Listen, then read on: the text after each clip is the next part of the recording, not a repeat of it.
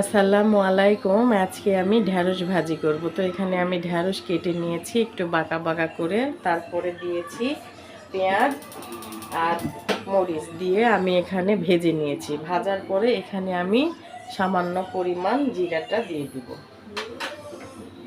জিরা দিয়ে একটু নেড়ে নিব। নাড়ার পর আমি এখানে ঢ্যাঁড়স ভাজিটা দিয়ে দিব।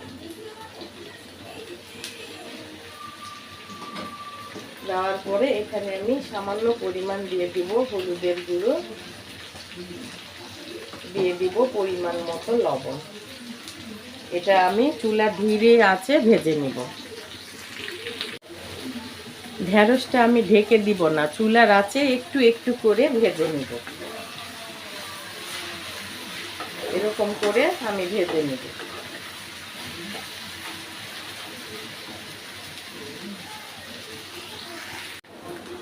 আমার ঢ্যাঁড়স ভাজি হয়ে গিয়েছে, দেখো পুরো একটা গ্রিন কালার চলে এসেছে।